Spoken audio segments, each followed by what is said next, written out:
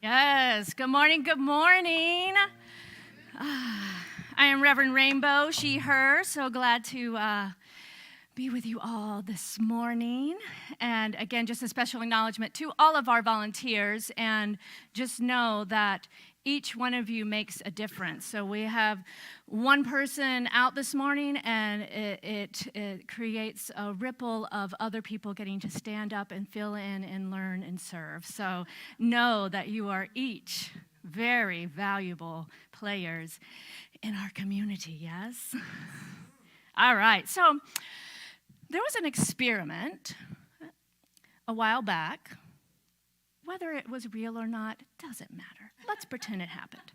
Now, what they did is they put 5 monkeys in a cage with a ladder, and on top of the ladder was a bushel of bananas. Is it called a bushel? It is now. And when, of course, the first monkey, they see the bananas, they start to climb the ladder to get the bananas. They're so excited. And then cold water is sprayed on all the monkeys. And they immediately, they don't like the cold water. Then another monkey starts to climb up to top. They're hungry. They want to get the bananas. They go to climb. Again, cold water sprayed on all the monkeys. This continues so that when a monkey decides, it gets the urge that it's hungry to try to get a banana, the other monkeys start to pull them down because they're like, we don't want this cold water. And then what they do is they start to trade out the monkeys, and a new monkey comes in. It doesn't know about the cold water. It goes for the bananas. All the other monkeys pull it down from that ladder. They continue this until now they've traded out all the monkeys so that none of the monkeys were there that even knew or experienced the cold water, yet they don't even go for the bananas. Why? Well, I would imagine if we could actually talk to them, that they would say something like, well, that's just the way it's always been done. We don't climb the ladder, we don't go for the bananas. So how are we like these monkeys? What are we no longer trying to reach for? What are we no longer even seeing in the world of possibilities for us to do, to be, to become, to create, because we've been conditioned to think that we should or shouldn't? How often do we walk around the world doing or not doing certain things because that's just the way it's always been done? Right? What are our conditioned behaviors that often go unexamined? Moving through life, making choices simply because, well, that's the way it's always been done. So this month, as you could see, our theme is, that's how we've never done it. That's how we've never done it. This is an opportunity to look at those things that we do by default in our own lives, but also in our world, in our collective, in our society. And to perhaps pause and to invite in curiosity, to challenge that norm and see if it still serves us for who we are today and where we are as a collective. And today's topic is, tell me something good. So that I will do. I'm going to tell you a quote from our founder, Dr. Ernest Holmes. And Dr. Ernest Holmes was the founder of this teaching, Science of Mind. He puts it this way. Deep within our subjective mentality are imprinted the memories of previous experiences. Hidden away in the inner recesses of thought, generally unknown to us, are the silent causes of our outward conditions. But the law is always acting, and we are ever perpetuating experiences that we no longer want to have. What we need is a new outlook upon life, a broader vision, and a deeper realization. This can only come from the Spirit that knows all things. So Dr. Ernest Holmes was very wise for his time especially, and studied and traveled around the world, the various spiritual practices, major faiths, and indigenous practices of the world, and kind of synthesized this, what we now know as this teaching of the science of mind, which the basis is that we are one.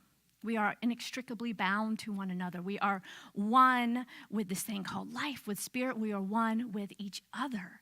And therefore, there is this all-knowing, all-loving presence, call it spirit, call it God, call it life, call it universe, in which lives within us as that infinite seed of wisdom, of power, of potentiality.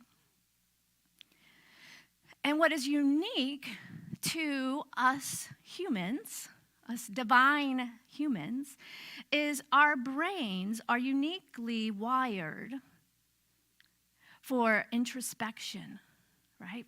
For being willing to challenge our thoughts and our beliefs and to look within at the way we are motivated to think and act and behave. This is very distinct and unique to humans beyond most other species, as well as our ability to reason, complex reasoning, for creativity, and to kind of see things in a new way, to put things together in a new way. With our large brains, we have this expansion of the prefrontal cortex, and with that comes this ability to create and to imagine what doesn't yet exist, and then to evaluate options and make a choice. So as humans that are divine and human, we have this ability to be the co-creators of our experience in our life. And as I said last week, to remember that we are always at choice. So if you think about, if many of you, if you have a pet or have had a pet, I think of my dog, for example, you know, when she sees food, her instinct is to eat the food, right? She doesn't see food and think, oh, if I take these kibbles and arrange them in a certain way, I can make a beautiful art piece. Maybe I'll glue them on a piece of paper and hang it on the fridge, right? Try that. Try that with my dog, right? No, she's like, I want to eat those kibbles.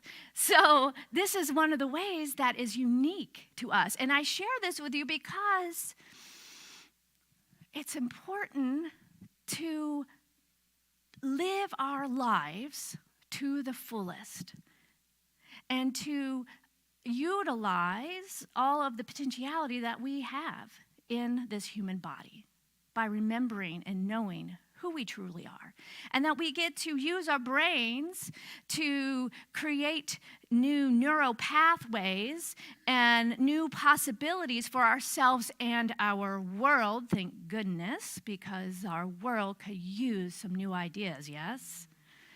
You know, when we see food, we may see it as something to eat, or we may see it as paint or art. Chocolate becomes art. We could see food and decide, we want to have a food fight, right? So we have that ability to disengage our instinct and then see a new possibility. And this is essential to our happiness and our fulfillment in this life. But what's also interesting about our human brains is that they are novelty seekers, right? Our brain, it wants to kind of conserve energy, and in doing such, it's going to take the path of least resistance. And therefore, it's this paradoxical thing, right? Like it lights up with novelty. It seeks something new because the same old becomes less exciting or stimulating to the brain.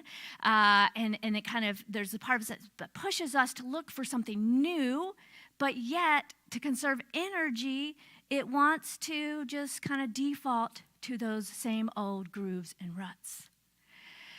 So this is where we are called to be intentional. To be intentional with creating or cultivating our creativity and a possibility mindset. Just like any other skill that we want to develop, we practice. If we want to develop our muscles, we lift weights. Neuroscience now tells us that, yes, our brain goes to these default patterns, and it gets excited when we find something new to focus on. And then the more we focus and just like lifting weights and build on our muscles with our affirmations and our spiritual practices, then that can become that path of least resistance. So we have to start to, well, we don't have to, but we get to, words are important, right? We get to challenge this idea, well, that's just the way it's always been done, in order to free our minds and to cultivate this possibility mindset. So I'm going to give you a few practical, tangible ways to do this. So the first is to notice. To notice, where are you in a rut? Where are you in a rut in your thinking, right? What's that default thinking?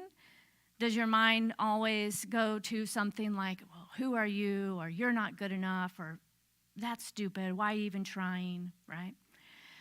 Are you in a rut in your life, right? In your relationships, career?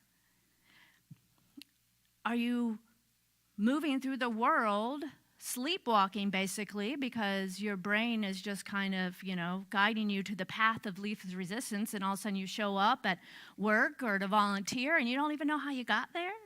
Yeah, you're just kind of in that groove.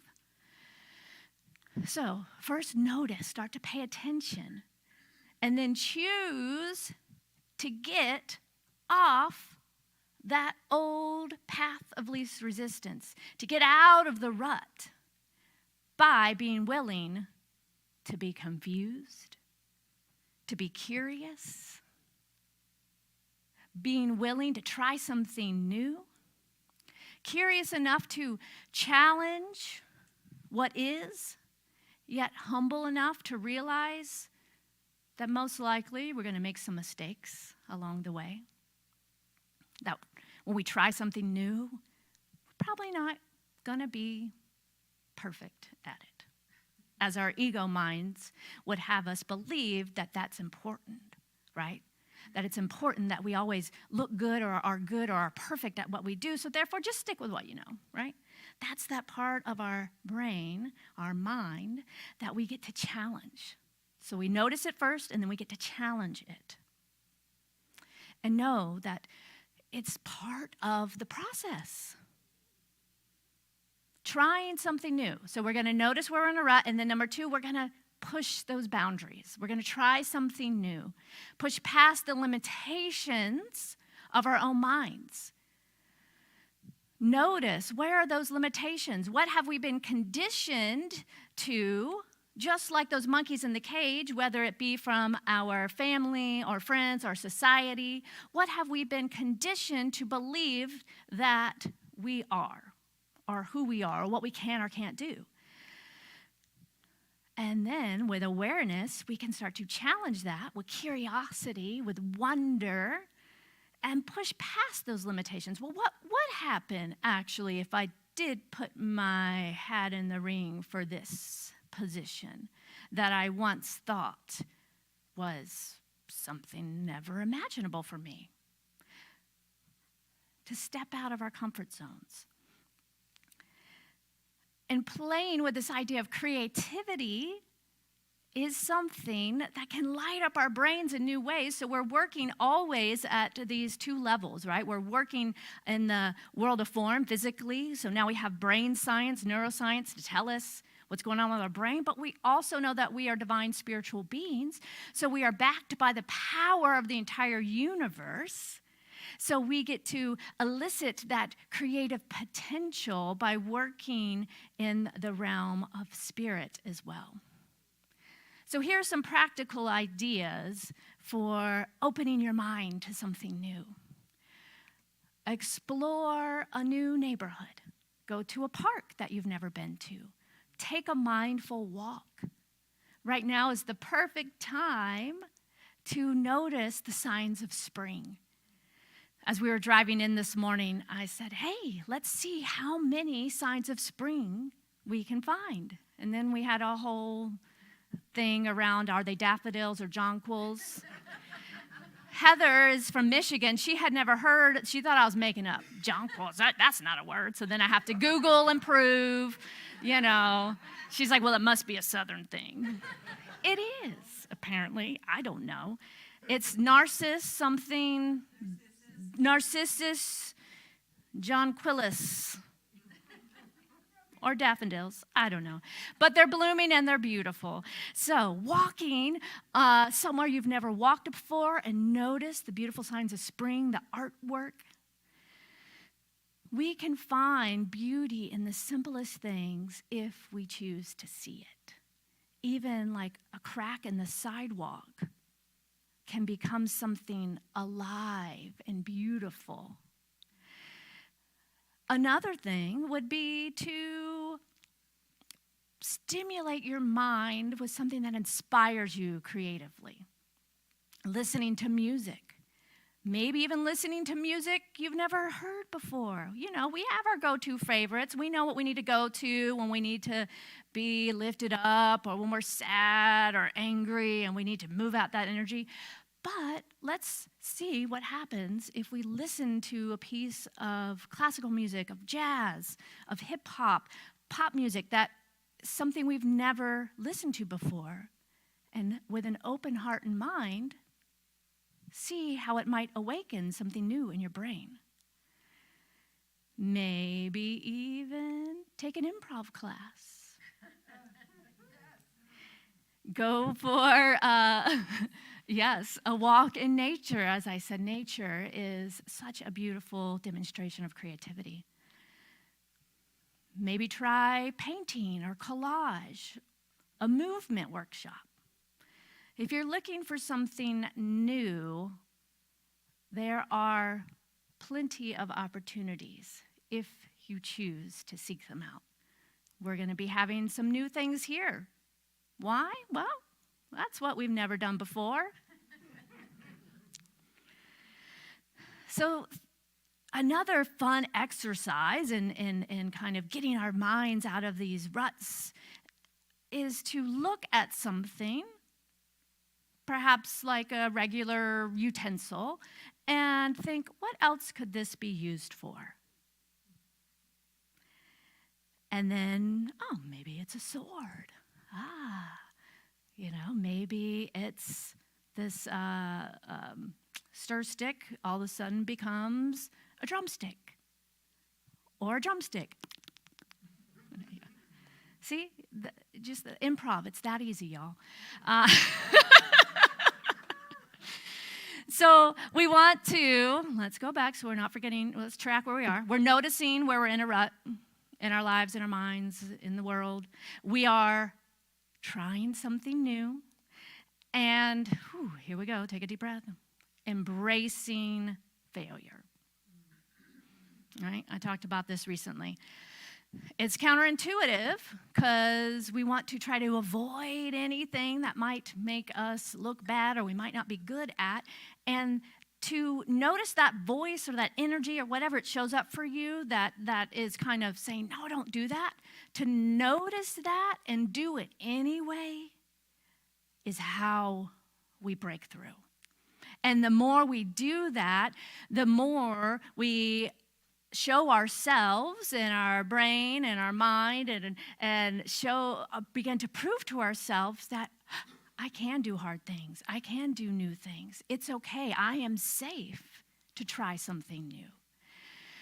It's the challenge in what I've discovered in doing this work around being willing to embrace failing, trying something new and failing, is that it can go to that core place of, I'm not good enough, right?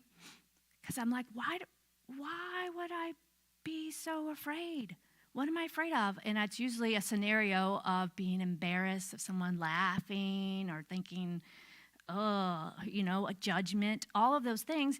And yet I'm making that up in my mind and stopping myself from doing something which I don't even know. But if we don't try, we're still just in the same place we're at. If we try, we might get laughed at, and we try again, and then we find we love it. Or we try, we might get laughed at, we're bad at it, and we say, well, that's not for me. And that's okay, right? We need to, again, bust through that old default pattern of conflating failure with our inherent worth. Right? When we make those two things mean the same thing, that is a rough experience. And the only way out of it is to notice it and then to keep going, to challenge it, to get curious, to say, well, is that true? I know I use a lot of examples because I'm a parent of a young child, but think back perhaps to your childhood, or if you're around a little one, and teaching a child how to ride a bike, for example. When she falls, stumbles, scrapes her knee, whatever it may be, no one would dare think, well, look at you, you're no good at that. Don't ever try that again, right? Like we wouldn't laugh at a child trying something new. We offer the grace and the encouragement and the compassion because we've been there and we know it's possible. So where do we do that to ourselves?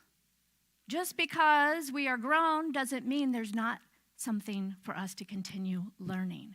And if we choose to be an everyday learner and learn new things, there may be an invitation to go back and heal. Some of that inner child stuff may be coming up, right? If perhaps we did try something in front of some friends and they laughed at us and we shut down. And we get to now show up as our grown selves and to let our inner child know that we are safe. We made it. We're here. It's okay. And we can try and try again.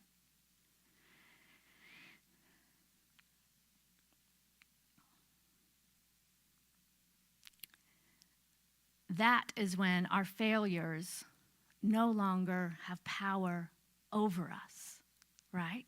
That is when the fear of failure no longer rules our lives and our decisions. Through awareness,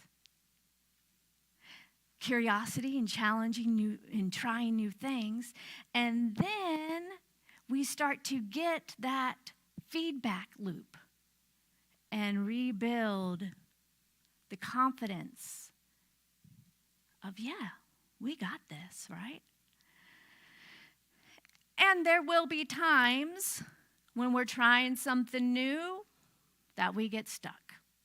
I don't know about you all, but technology is often a place of challenge. And I swear, these younger children, their brains are wired different. They come in knowing it because, it makes sense, they are entering into a field of the collective one mind that has a lot more experience with technology than other generations. So we're having to rewire our brain and learn new things and go through this whole process, right? So something as simple as technology, learning a new technology, not simple, but a kind of mundane, rather, example is an opportunity for deep spiritual growth if we choose to let it be, right? So when we get stuck trying to troubleshoot something, pause and notice and be aware. Like, oh, what's those fight or flight? What's going on here? I don't like not knowing. I'm used to, living my life as an adult where I mostly have things under control and I know how to do things. And now there's this thing that I don't know how to do. And we get stuck. And we can get really into it, and then this very dense experience of frustration, right? And not figuring it out. Or maybe it's something more like a relational situation where it can be hard to figure out what is a win-for-all solution.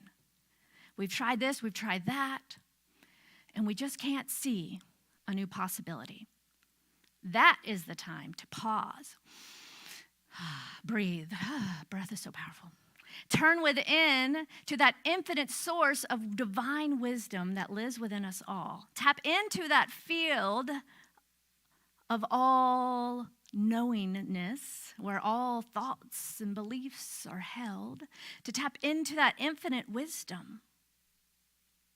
To lean in to that part of us that is like the bud on the tree that just knows how to blossom. And this is the invitation to turn to the intuitive nature of our being. To get out of our heads and into our hearts and into the infinite field of pure potentiality. Albert Einstein says the intuitive mind is a sacred gift and the rational mind is a faithful servant. We have created a society that honors the servant and has forgotten the gift. So when we feel stuck, it's an invitation to surrender our intellectual struggle and to allow a deeper, more divine intelligence to come forward and offer a perfect solution, and to let love lead the way. That inner wisdom operates on a very different level than the kind of figure it out, busy, push-pull, try this, try that, plus or minus process of the rational thought, right? The inner wisdom is just kind of like right? It's that insight, it's that aha. It's gentle, it's easy. And the world's greatest scientists and inventors are always trying to figure out, right, to hack how to get right to that place where that insight comes. And what they often report is that these breakthrough ideas are revealed in dreams, in a kind of semi-wake state of consciousness. Because when our conscious mind gets a little quieter and we open up into that collective mind, that subconscious mind, we are open to something new beyond our own personal experiences and the limitations of our own mind. And sometimes simply asking for a solution or a problem or a problem to an upset or a conflict, whether it be a career challenge, writer's block, a struggle in parenting or in the relationship, sometimes being willing to just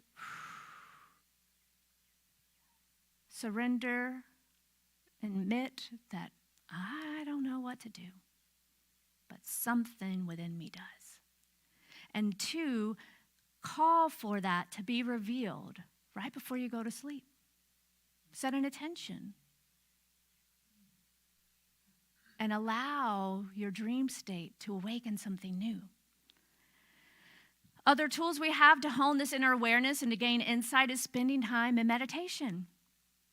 Anytime we can quiet the mind, contemplation, contemplating something, but not from the same space of figuring it out, but contemplating something in that field, in that presence of the one. The spiritual practice of visioning that we teach here opens up to this highest vision of spirit to be revealed in our lives. And these things bring us in closer communion with that inner wisdom. And you know what one common element is to all of these techniques and practices? It's relaxed.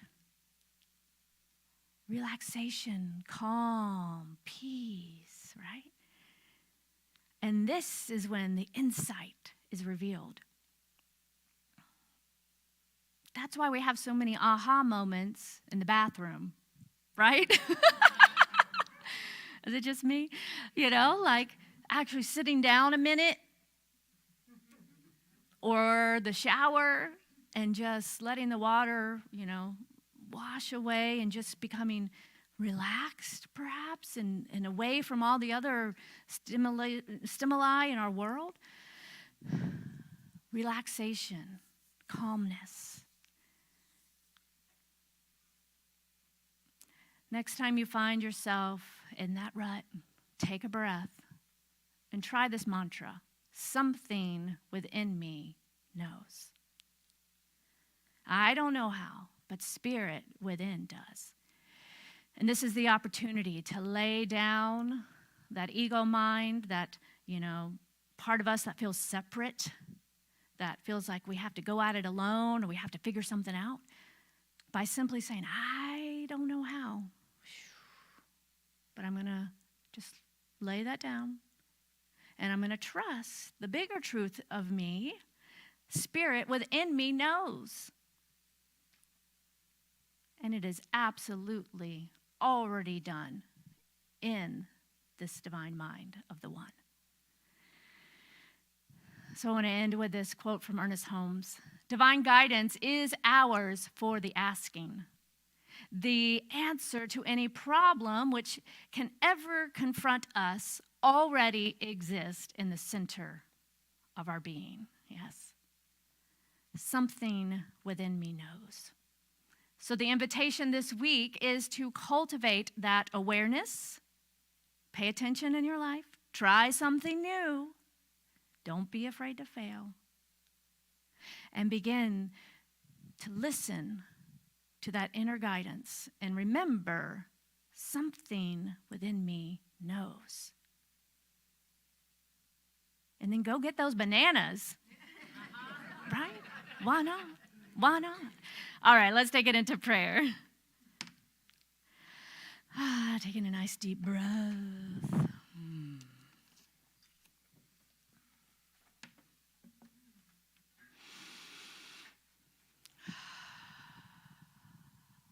Really anchoring into this present moment by bringing your full awareness to the breath.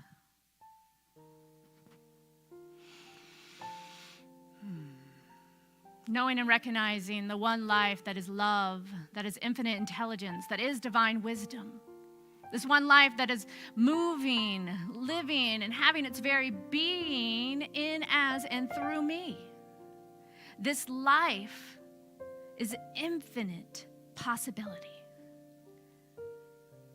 And therefore, I live and move and experience life in this field of pure potentiality.